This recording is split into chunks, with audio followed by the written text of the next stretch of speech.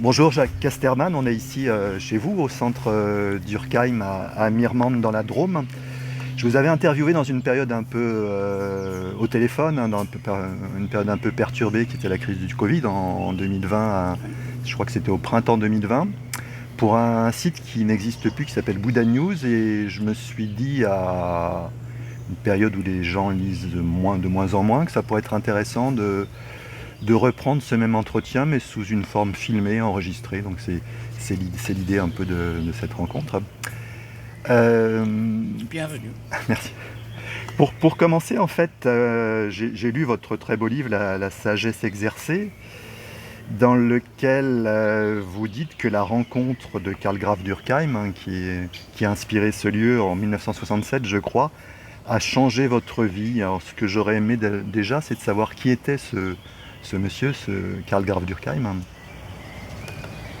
Alors les von d'Urkheim, c'est une grande famille aristocratique bavaroise qui est connue en Allemagne pour ses actions dans le monde aristocratique, politique depuis le XIVe siècle. Et il a donc un héritage lourd à porter. Il s'est très vite intéressé à la philosophie et à la psychologie, et il est devenu docteur en philosophie et docteur en psychologie. Et dans ce domaine de la philosophie qui n'est pas cartésienne, c'est la phénoménologie. C'est donner plus d'importance à ce qu'on sent qu'à ce qu'on pense. Et il était intéressé par pas le bouddhisme, mais l'enseignement du Bouddha et de Lao Tzu dans ses cours. Et comme en 1933, il a été interdit d'enseignement dans les universités parce que sa grand-mère était juive, c'est une Rothschild, côté anglais.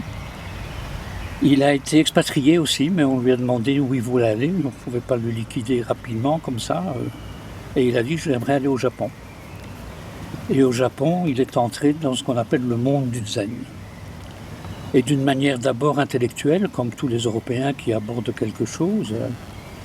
Et quand il a rencontré un des piliers du zen japonais, un érudit du zen, qui a un musée d'ailleurs à Kyoto de son nom, c'est Suzuki. Suzuki lui a dit « écoutez, votre approche du zen n'a aucun sens, vous ne comprendrez pas le zen en l'abordant avec votre intellect, votre raisonnement, votre analyse. Pour savoir ce qu'est le zen, il faut entrer dans une pratique, un exercice. » Il a dit « ah bien, et quel exercice ? À vous de le choisir. Dans le domaine artistique, artisanal ou martial, c'est pas ce qui manque comme exercice. » Et comme le secrétaire de Suzuki pratiquait le tir à l'arc, il a introduit Durkheim auprès de son maître, Umeji Roshi, qui avait une école de tir à l'arc, et qui était aussi un maître zen, donc un moine, et qui enseignait le zazen. Et pendant une dizaine d'années, il a pratiqué cet exercice avec, au fond, beaucoup d'humilité. C'est pas rien pour un philosophe de lui donner un arc et de répéter pendant des années les 8 gestes qui permettent d'encocher une flèche et de la décocher. Mais le cheminement intérieur qu'il a réalisé, vécu grâce à cet exercice, l'a transformé. Et quand il est rentré du Japon en 1947, il s'est dit il faut que je propose d'une manière ou d'une autre mon vécu au Japon à mes compatriotes et à l'homme occidental. Ça devrait pouvoir nous aider à voir le monde autrement, à nous voir autrement et à vivre autrement. Et il a fait des conférences, il a écrit des livres, et j'ai eu la chance de le rencontrer à Bruxelles, en Belgique, où il faisait une conférence qui avait pour thème l'essentiel dans la vie de tous les jours. C'était organisé par la Société Théâtre de Chardin, en Belgique. Et il y avait là plusieurs conférenciers de haut niveau, un jésuite, le père de Lespierre, Marie-Madeleine Davy, historienne de la mystique du Moyen-Âge, et un scientifique, monsieur Chauchard, le professeur Chauchard, et lui. Et tous avaient pris la parole, et ça m'intéressait beaucoup, mais Durkheim me touchait d'une manière différente. Et me vient, pas cette conclusion, mais cette idée, au fond, des 4, c'est le seul qui est ce qu'il dit. C'est un peu désagréable pour les autres qui n'ont pas entendu, heureusement, mais j'avais cette impression, cet homme est ce qu'il dit. Il nous parle de l'essentiel, du calme, de la sérénité, de la confiance. Et j'ai devant moi un homme confiant, un homme serein, un homme calme. Et alors le plus étonnant, ça a duré 2 jours ce colloque. J'avais une vingtaine d'années, un peu plus, j'étais assez timide. Je reste assis sur ma chaise et Durkheim vient droit vers moi. Et il me dit « J'aime beaucoup votre écoute pendant ces 2 journées. J'aimerais vous revoir. » Alors là, je suis tombé sur le popo, comme on dit. Je n'en revenais pas. Je lui ai donné mon adresse et quelques semaines après, j'étais invité à le rencontrer en Forêt-Noire, à Ruth, pour une toute première rencontre décisive. Aussi bien, 2 ans plus tard, j'abandonnais tout ce que j'ai fait en Belgique. J'étais kinésithérapeute de formation et j'enseignais l'aïkido. Et j'ai tout quitté pour vivre en Forêt-Noire pendant 5 ans. Et donc pratiquer au quotidien avec lui. Et après ces 5 années, je l'ai revu chaque mois, aussi quand j'habitais déjà dans la Drôme. Ces 900 kilomètres, j'avais jamais l'impression que c'était inutile. La rencontre était toujours bouleversante. Et donc, encore étonnamment, il me propose en 1980 d'ouvrir un centre qui porterait son nom, si j'accepte. Je lui propose de travailler en mon nom, et c'est l'ouverture du centre Durkheim en 1981, ici dans la Drôme. Excusez-moi. J'ai cru comprendre que l'enseignement que proposait Karl Graf Durkheim et que vous proposez vous depuis 1980 et même peut-être même avant, Oui, avant. n'est pas proprement bouddhiste mais universel. Qu'est-ce qu'il en est? Ah, ça c'est une grande phrase de Durkheim. Ouais. M'intéresse dans le zen ce que cette tradition recèle d'universellement humain. Et ça, je crois que c'est fondamental. Il n'y a pas de japonaiserie, il laisse de côté les rituels sacrés bouddhistes, tout en reconnaissant la valeur de la tradition bouddhiste, mais il reprend ce qu'il y a d'universel dans cette tradition, pour ensuite expliquer aux chrétiens qu'il y a aussi quelque chose d'universellement humain dans le christianisme, dans le shintoïsme, dans le taoïsme, mais que malheureusement le isme nous empêche de contacter l'universel. Et c'est ça l'exercice qu'il propose, c'est la découverte de notre propre essence en nous dégageant de tout ce qui nous empêche d'être en contact. J'aime beaucoup ce qu'il nous a dit. Vous savez, beaucoup de gens ont l'impression qu'il leur manque quelque chose, qu'ils n'arrivent pas à être eux-mêmes ou à trouver la quiétude, la confiance. Et il leur dit, mais vous savez, rien ne manque. Absolument rien ne manque. Mais le drame, c'est que vous ignorez ce qui ne manque pas. Et ce qui ne manque pas, c'est au fond ce que la philosophie appelle notre propre essence, que dans les traditions religieuses on appelle le divin ou l'absolu, que Comte Sponville, le philosophe, appelle l'être aussi, cette réalité qui fait que tout ce qui est, que tout ce qui est devient ce qu'il est, et qui est de loin plus importante que ce qu'on appelle l'ego auquel on est identifié. Comment vous définiriez le zen? Qu'est-ce que c'est le zen? Le zen, quand je suis assis et que j'entends comme maintenant les oiseaux chanter, j'entends les oiseaux chanter. C'est ça le zen. C'est-à-dire c'est une plongée dans la réalité du lieu et du moment. En général, nous ne vivons pas dans le moment présent. Nous vivons dans un espace pensé. Je ne peux être qu'ici avec vous dans le jardin du centre à Mirmande, mais en pensée, je peux me promener aux Champs-Élysées à Paris ou me souvenir d'un voyage en Pologne ou d'envisager un voyage sur Mars peut-être dans les années qui viennent. Mais personne ne vit sur Mars. Quand je suis ici, je ne suis pas à Paris. Donc c'est une reprise de contact avec la vérité vraie, c'est-à-dire l'espace vécu. Et de même pour le temps. Nous sommes embourbés dans le temps pensé, avant et après. Embourbés dans les pensées sur ce qui était mon passé alors qu'il ne sera plus jamais. Il est définitivement passé. Et des gens embourbés dans les idées d'un avenir qui sera peut-être.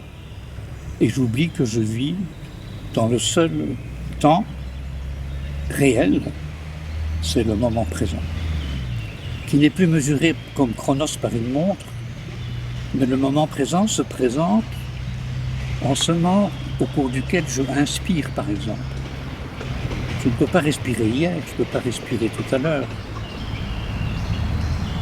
C'est pas cette prise de conscience, mais cette expérience que en ce moment je inspire. Ça, c'est une plongée dans notre propre essence. Mais il faut pratiquer pour s'en rendre compte. On ne comprend pas ça raisonnablement ou intellectuellement. D'où l'importance de l'exercice sur la voie proposée par Durkheim et donc par le Zen. Qu'est-ce que c'est que cette voie de la technique que proposait Durkheim? Qu'est-ce que c'est? Ça, c'est une phrase de Dogen, qui est un des piliers du Zen, qui a vécu au XIIe, XIIIe siècle au Japon et qui a mis en place ce qu'on appelle l'école Soto-Zen. La technique est le chemin, et le chemin est la technique. Ça veut dire que la personne qui se met en chemin, comment dire, elle prend au sérieux une technique, un exercice qu'elle va refaire jour après jour pendant des jours, des mois, des années. Quel exercice? Ici au centre, le premier exercice, c'est ce qu'on appelle le zazen. Zen signifie non pas méditation, comme on le pense souvent. Zen signifie accueillir ce qui se présente. Et zazen, c'est accueillir ce qui se présente, comme comme nous sommes, je suis assis. Et ces informations me sont données non pas par le mental, mais par les 5 sens. Je vois cette verdure magnifique, ce jardin splendide. J'entends ce que j'appelle les oiseaux qui chantent. Je sens étonnamment l'air frais sur le visage. Et le maître Zen attire votre attention sur l'importance de cette approche du réel, donc de l'expérience du réel. Mais il y a d'autres exercices que le zazen. Avant, j'ai pratiqué l'aïkido, qui est un art martial. J'ai pratiqué le karaté, qui est un art martial. Pour imiter Durkheim, j'ai pratiqué le tir à l'arc, qui est un art martial. J'ai des élèves ici qui pratiquent le yoga, le tai chi. Et finalement, tous ces exercices n'ont qu'un but, c'est la réalisation du vrai soi, du vrai soi-même. Mais ce n'est pas toujours le cas. Et c'est pour ça que Durkheim insiste sur une loi à laquelle il faut vraiment prêter attention. Le zen est un chemin d'expérience et d'exercice. Alors qu'habituellement, on nous propose des chemins d'exercice et d'expérience. Faites cet exercice et je vous promets que vous allez accéder à 50 ou 100 bienfaits différents. Donc le moi s'engage dans un exercice pour arriver à des résultats qui vont satisfaire le moi. Et ça n'a rien à faire avec le zen. Par contre, dans notre vie, et c'est vrai pour tout le monde, se présentent des moments privilégiés où on ne se pose même plus la question du sens de la vie parce que ce qu'on vit donne sens. Et parfois on se demande, mais qu'est-ce que je pourrais faire pour me remettre en contact avec celle qui s'est présentée au cours de cette expérience. Et alors la réponse est, pratique un exercice. Et cet exercice, c'est le démantèlement de l'ego. Un exercice spirituel n'est rien d'autre que le démantèlement de l'idée cartésienne. Moi, je crois que je suis ce que je pense que je suis. C'est très prétentieux. Parce qu'alors on dit aussi, moi je crois que le monde est ce que je crois que le monde est, ce que je pense que le monde est. Et le zen dit non, il n'est pas question de cela. La question c'est qui suis-je?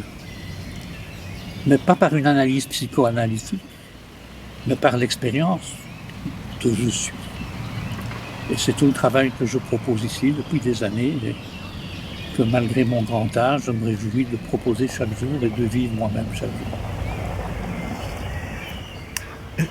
Est-ce que Zazen permet de...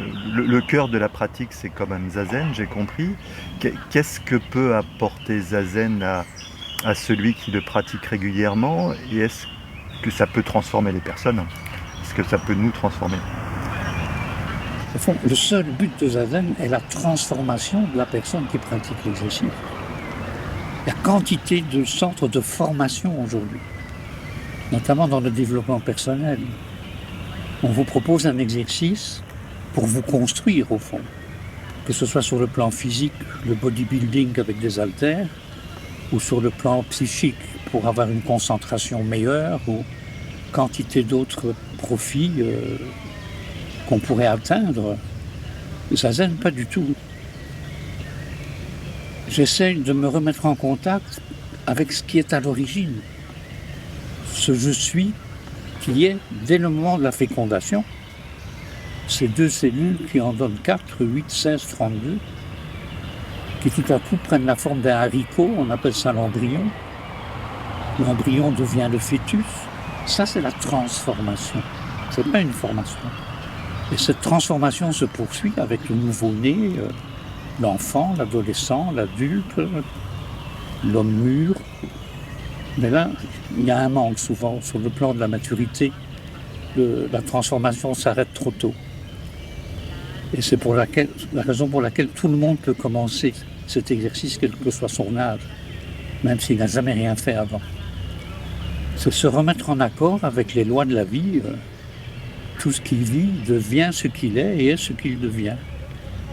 Donc il faut beaucoup d'humilité sur le plan de l'ego pour reconnaître qu'il y a là en nous une réalité qui nous dépasse infiniment. Donc c'est vraiment un chemin de transformation. Vous évoquiez donc le cœur de la pratique, c'est Zazen, et vous évoquiez avant un autre exercice qui est la pratique du tir à l'arc. Qu'est-ce que vous a apporté à vous-même, Jacques Casterman, l'essentiel, la pratique du tir à l'arc? Comme avec Durkheim, la présence du maître de l'exercice de tir à l'arc.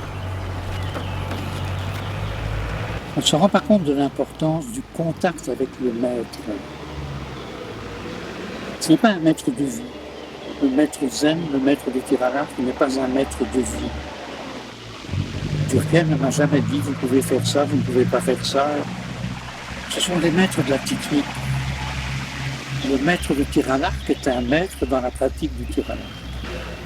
Et on observe que le chemin qu'il a lui-même engagé et tracé a fait de lui un homme tranquille, un homme confiant, un homme calme. Et ça, c'est dans la rencontre que ça se passe. Et en plus, sur le plan de la technique, il peut vous conseiller, parce que c'est comme les champions olympiques, ils peuvent vous accompagner sur la technique grâce à laquelle ils ont eux-mêmes eu une médaille d'or. Mais ce n'est pas dans un tel but. C'est un devenir sans arrêt. Il n'y a pas un grade qui serait la finalité du tir à l'arc. Le maître Saginaw, avec qui j'ai pratiqué, qui étonnamment était le disciple du maître de tir à l'arc de Durkheim quand il était au Japon. Ça, c'est ce qu'on appelle le hasard. Et quand je dis à Durkheim, ça s'appelle le hasard, il m'a dit comment écrivez-vous ça? Je dis H-A-S-A-R-D. Il dit non. Dans ce cas-là, ça s'écrit D-E-S-T-I-N. Ça, c'est le destin. Mais encore faut-il le reconnaître et le suivre, le destin. Alors, qu'est-ce que c'est le tir à l'arc? C'est une séquence de 8 gestes qui permettent d'encocher une flèche pour ensuite la décocher. Alors, on dit, oui, c'est comme aux Jeux Olympiques. Pas du tout. Dans l'école du maître Saginaw, pendant des années, on tire sur une cible qui est à 2 longueurs d'arc seulement. On tire à 4-5 mètres. Pas sur une cible qui est à 25 mètres. Il n'y a pas de viseur sur l'arc. Un jour, je tirais ici devant le maître Saginaw et sans m'en rendre compte, il est derrière moi et il me pousse, mais au moment crucial, au moment où on va laisser la main s'ouvrir comme une fleur s'ouvre pour lâcher la flèche. Et je perds l'équilibre. Je me retourne, il rigole, alors je rigole aussi, mais je me demande bien pourquoi il a fait un truc pareil. Mais un quart d'heure après, rebelote, il me pousse. Et la flèche, au lieu d'aller sur la botte de paille qui est à 4 mètres, elle tombe sur mes godasses, ou elle s'en va vers les nuages. Et il m'a encore fait l'histoire pendant deux, trois fois. Alors le soir, on prend un thé, et je lui dis, mais maître Saguineau, on se connaît assez, mais c'est quoi cette blague? Il dit, c'est pas du tout une blague. Je te pousse pour que tu fasses l'expérience que tu n'es pas dans le hara. Tu n'es pas dans cet état d'être stable grâce auquel on trouve la tranquillité, la sérénité et la force qui permet de laisser à la flèche de vivre sa vocation qui est le centre de la cible. Je dis, mais pourquoi je ne suis pas dans cette stabilité encore, alors que je pratique maintenant depuis 5 ans? Il me dit, parce que quand tu tires, tu es dans le désir de réussir à tout prix, qui en même temps s'accompagne de la crainte d'échouer. Désormais, pratique chaque tir en te libérant du désir de réussir et de la crainte d'échouer.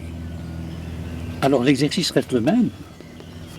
Pendant les années qui suivent, je reprends le même exercice, mais avec quelque chose d'important, c'est libérer l'ego de ce désir ou de cette crainte. Et c'est là que s'opère la transformation de la personne qui tire. Ça, c'est ce qui m'a le plus touché dans le tir à l'arc. Vous faites une distinction dans la voie tracée par Durkheim, qui est à la fois une voie spirituelle, si j'ai bien compris, et une thérapie, entre le corps qu'on est et le corps que l'on a. Qu'est-ce que ça signifie?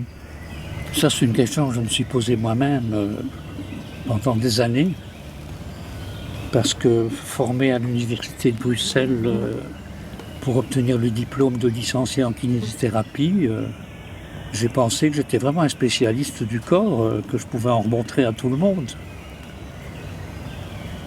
Qu'est-ce que j'ai appris? On m'a dit que le corps est la somme des éléments qu'il compose.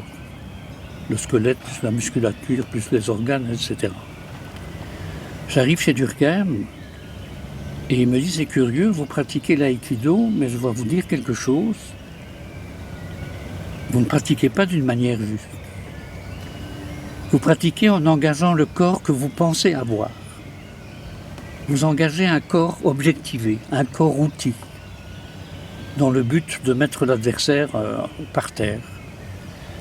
Il dit, vous avez sans doute un savoir assez large sur ce que j'appelle le corps que l'homme a.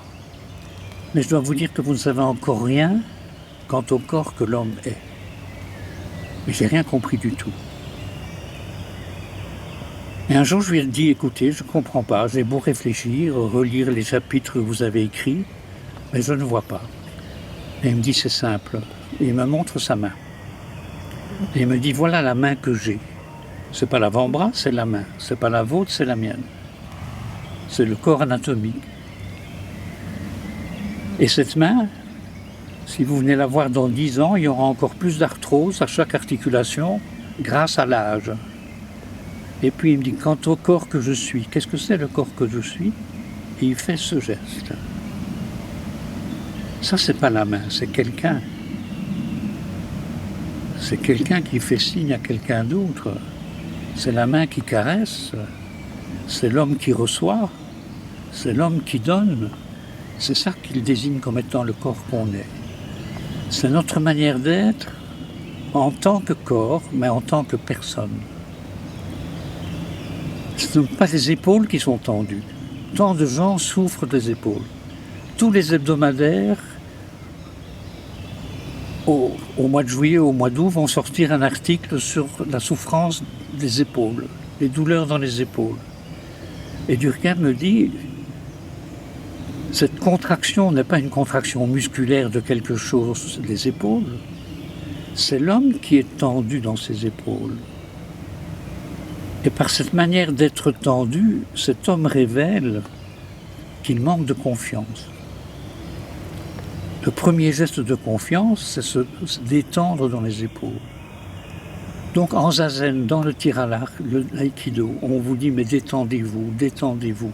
Ce n'est pas de la relaxation musculaire, c'est reprenez confiance en vous. Libérez-vous des contractions à travers lesquelles vous exprimez, vous manifestez que vous manquez de confiance. Donc c'est un travail passionnant. Pour moi, passer de la thérapie du corps que l'homme a à la thérapie du corps que l'homme est, c'était comme entrer dans un nouveau monde. Et ici aussi, on poursuit toujours encore cette recherche et on accompagne les personnes dans cette direction. Vous évoquiez tout à l'heure dans l'entretien le hara. Je crois que Karl Graf Durkheim a écrit un livre sur le hara. En quoi est-ce important de s'ancrer dans le hara pour trouver l'équilibre, hein, quelque chose qu'on cherche tous, on cherche l'équilibre. Nous connaissons l'expression harakiri. Il y a d'ailleurs un film japonais magnifique qui s'appelle Harakiri. C'est pas attractif, puisque c'est le suicide en enfonçant un couteau au niveau du ventre. Ici, le manager, il se tue en mettant le revolver sur la tempe, au lieu de la pensée. Le mari trompé, il plante un couteau dans le cœur. C'est l'affectif. Et le japonais se tue là où il considère qu'est le vrai centre de l'homme, qui n'est ni la tête ni le cœur. C'est le centre vital. Et Durkheim a fait un travail fou et a découvert ce qu'il appelle le hara. Il en a même fait le titre d'un livre, Hara, centre vital de l'homme, où il explique toute son expérience de pratique du zazen et du tir à l'arc, et en disant que si l'homme veut retrouver ces valeurs de l'être fondamental, qui sont tellement rares aujourd'hui, c'est le calme intérieur, la confiance en soi, la sérénité. Il est important de ne pas rester décentré dans la sphère mentale ou décentré dans la sphère affective, mais de se recentrer dans le centre vital. Et donc le hara n'est pas quelque chose qui est là avec l'intestin ou le diaphragme. La traduction est tout à fait définitive. Ha, c'est le drapeau du Japon. C'est le soleil, le pays du soleil levant. Donc Ha, c'est le soleil. Et Ra, le kanji qui se prononcera, c'est le chrysanthème aux 16 pétales. Et Hara, c'est la diffusion du soleil. Et on pourrait dire que ça, c'est l'homme qui est centré et qui rayonne de la vie qui le fait vivre. Et c'est cette vie qui est la racine même de la confiance, de la sérénité, du calme intérieur, de la paix intérieure. Ça peut donc être plus que justifié et nécessaire dans le monde actuel, où ce qui apparaît le plus, c'est l'angoisse et les états qui l'accompagnent. Là, ce qu'on appelle hara devient une véritable thérapie de l'angoisse, de cet état d'être soucieux. On s'éveille, le matin on est soucieux, alors qu'on n'a même pas regardé ses mails, hein. On vit dans une tour avec ce qu'on appelle la respiration, avec le silence, autrement. Un autre rapport à soi-même et au monde. Et cela grâce au contact avec soi-même et le monde à travers la sensation. Je me rappelle le jour où j'ai découvert que je expire. Et tout à coup, il n'y a plus rien. Ce n'est pas une apnée que je peux pratiquer 2 minutes ou 2 secondes. Il n'y a plus rien. Et de ce rien, tout à coup, jaillit, je inspire. Et j'avais l'impression que je passais de l'agitation au calme dans ce passage. De je expire à je inspire. Et il y a comme ça une sorte de découverte successive ou d'approfondissement qui participe à ce regard sur soi-même de quelqu'un qui est transformé. sans chercher à former soi-même. Et puis c'est l'acceptation aussi des rides, des cheveux qui tombent, de ce qu'on appelle l'âge. Tous les arbres qui m'entourent sont en train de vivre et donc sont en train de mourir. Ben moi aussi, on ne va pas en faire un plat. Hein. C'était un cadeau d'anniversaire que m'a fait Durkheim quand j'avais 40 ans. Quel âge avez-vous? 40 ans. Je vais vous faire un cadeau. Rappelez-moi à la fin de la leçon que je vais vous faire un cadeau. À la fin de la leçon, on dit alors, grave Durkheim, mon cadeau. Jacques, pensez-vous à la mort une fois par jour? Je dis non. Eh bien voilà le cadeau que je vous propose. Si à 40 ans on ne pense pas à la mort une fois par jour, on n'est pas en chemin. Et au début ça m'a angoissé. Et un jour ça m'a libéré. Un tout autre rapport à ce qu'on appelle la vie et la mort. Alors les élèves sont rudes, hein, ils me disent, avec tout le travail que vous avez fait, vous n'avez plus peur de mourir. Je leur dis non, plus peur du tout en ce moment. Parce que je sens que je vis. Mais si arrive le moment où je dois mourir, vous me retrouvez en dessous de mon lit pour fuir le problème, je ne serais pas étonné. Mais je ne suis pas en train de mourir. Je ne suis pas né pour mourir, je suis né pour vivre. Quand? Mais vivre maintenant. Qu'est-ce qui pourrait m'angoisser ici et maintenant? On a la chance de ne pas vivre en Ukraine. Ce n'était pas mon cas pendant la guerre 40-45 à Bruxelles, mais on n'est pas à Bruxelles en 40-45. Donc c'est le droit de vivre, hein, de goûter. Je suis en train de vivre. Ce que j'entends, là, les oiseaux, ça vaut Debussy. Hein. Si je ne goûte pas ça, je ne suis plus un être humain, je suis un robot. Donc tout ça fait partie du chemin. On est arrivé ce matin, donc on a vu que vous aviez un certain nombre de... Vous accueillez une quinzaine de personnes en ce moment. J'ai remarqué qu'il y avait peu de jeunes dans cette équipe que vous accueillez. Qu'est-ce que vous pourriez dire à des jeunes en quête de sagesse? Quel conseil vous donneriez à des jeunes en quête de sagesse? À ceux qui se présentent avec ce désir, je leur dis bienvenue.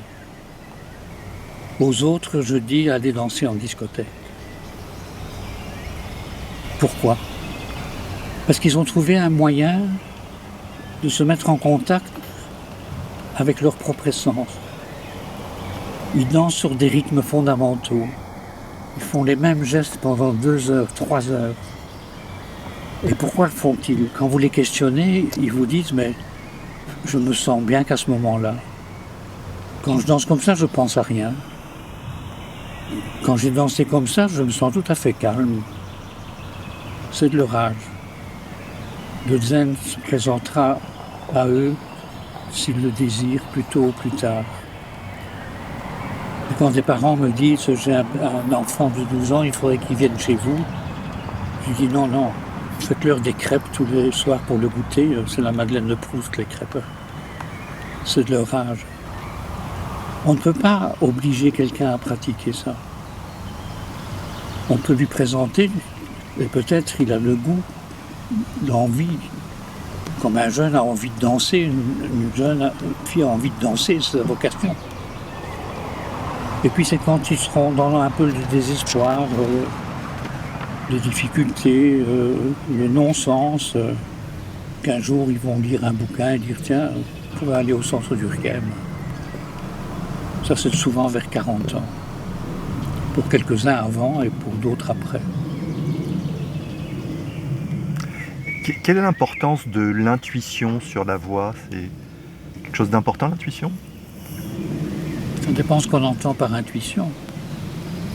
Vous entendez l'avion qui passe? Il y a des gens, ils le regardent et ils disent « Oh là là, il va tomber. Il va tomber. » Mais pourquoi tu dis ça? C'est mon intuition. Alors ça ne m'intéresse pas du tout.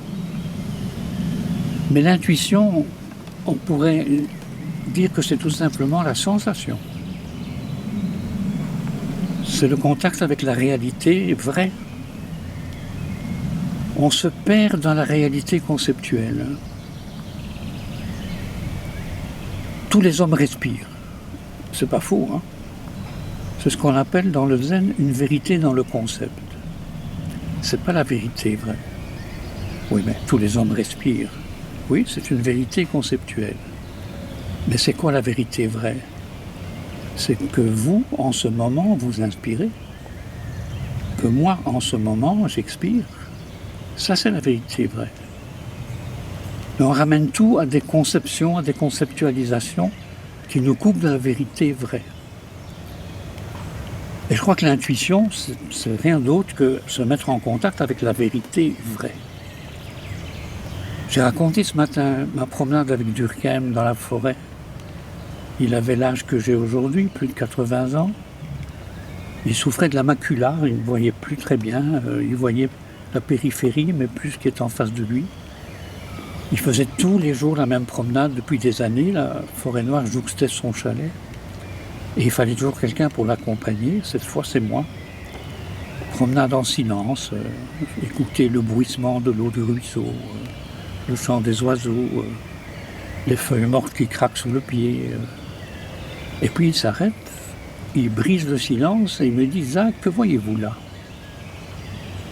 Là, ça va vite, hein, le mental, je me dis « Oh, il est quasiment aveugle, quoi. » Pour me poser cette question « Qu'est-ce que vous voyez là ?» il ne voit plus rien du tout. Mais enfin, au lit, alors je dis, ah là là, quand je vois un arbre magnifique. Il sourit et il me dit, c'est curieux. Là où vous voyez un arbre magnifique, je vois un geste de la vie. Un geste de la vie. Pas un arbre catalogué dans les catégories de Kant. La vérité est vraie. Tout ce qui vit est un geste de la vie. Bien sûr que ma promenade, après cette question, n'était plus la même qu'avant la question. Ça, c'est l'intuition. Là, il a une intuition. Il voit la vérité vraie. Il voit. Donc, c'est une sensation, une fois encore. En tout cas, je ne peux pas donner d'autres réponses maintenant. Ça peut changer dans 20 ans. Ou alors, c'est mon successeur qui dira autre chose.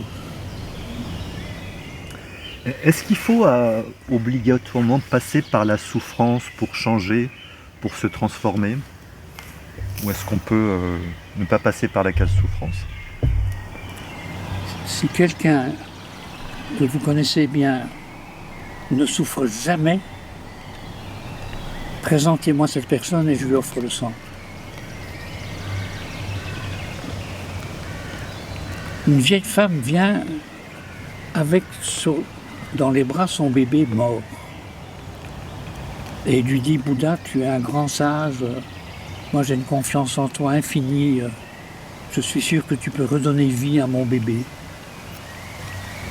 Et le Bouddha, qui est vraiment un sage, pas un fils de Dieu, mais un sage, il lui dit, oui, mais j'ai une condition. Tu vas me rapporter un grain de riz d'une famille qui n'a jamais connu la mort. Et elle court avec son bébé partout pour trouver une famille. Et elle revient, elle a compris. Elle lui dit merci. C'est ce qu'on appelle la compassion. Je rencontrais récemment un homme qui m'a beaucoup impressionné, qui est à la fois un ingénieur agronome et un franciscain, dont le mantra qui est très beau est « La vie est belle ». Je me demandais, est-ce que vous avez des mantras? Moi, j'ai un mantra très différent. Ce jour est un beau jour.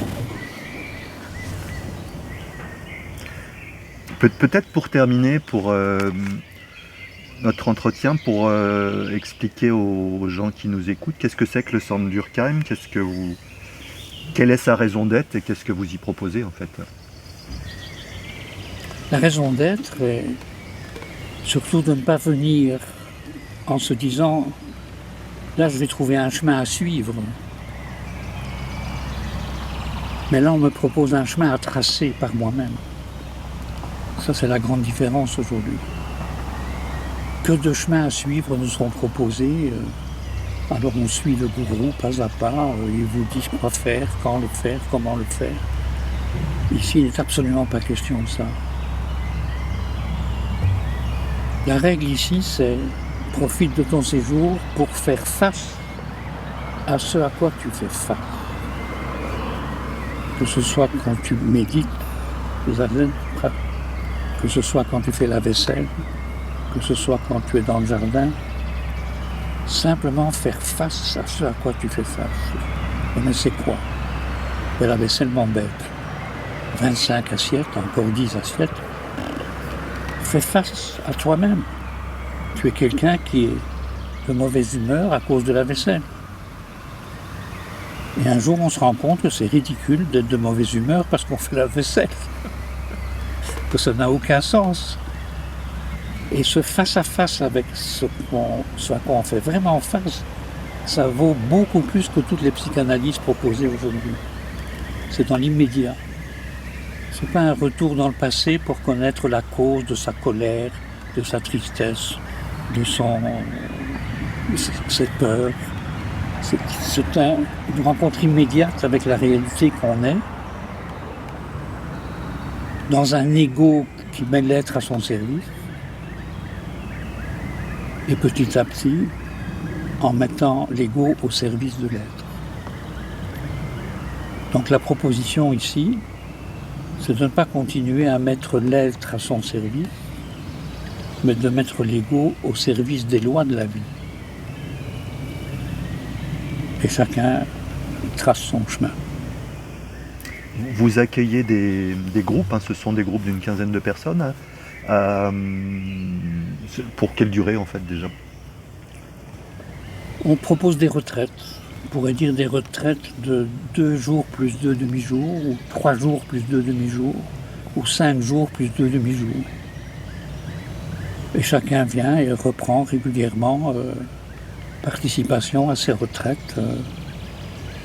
Pas pour répéter toujours la même chose, mais pour renouveler ce qu'on a déjà fait. Le renouveler, c'est autre chose que répéter. J'ai des personnes qui viennent depuis 30, 40 ans. J'en ai d'autres qui sont là, comme ici pour la première fois. Ça, c'est un grand mélange. Ça n'a aucune importance. Le débutant ou celui qui pratique depuis 30 ans fait exactement la même chose, les mêmes exercices. Il y a une différence avant Covid et après Covid.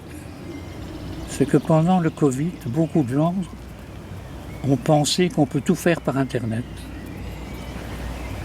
Et il y en a qui continuent à penser qu'on peut tout faire par Internet. Et certains parmi ceux-là se disent c'est quand même pas la même chose de venir ici ou d'essayer par Internet. Parce qu'il y a la rencontre de personne à personne. On ne peut pas se donner la main par Internet. J'ai une petite fille qui habite en Australie, on se voit très peu souvent. C'est magnifique, par FaceTime, elle me fait un bisou sur l'écran de l'ordinateur de son père. C'est pas la même chose que quand je l'ai sur les bras et qu'elle me fait un vrai bisou. Et je crois que dans le travail sur soi-même, le corps à corps, le être à être, le de personne à personne est très important. Le zen par Internet, c'est pas le zen, ça n'existe pas. Et donc maintenant, il y a un renouveau et les gens reviennent après cette illusion qu'on peut tout faire par Internet. Bien. Merci beaucoup, Jacques Casterman. On va finir sur ces belles images et sur l'image du bisou. Et voilà. Merci beaucoup. Merci à vous, vraiment, merci.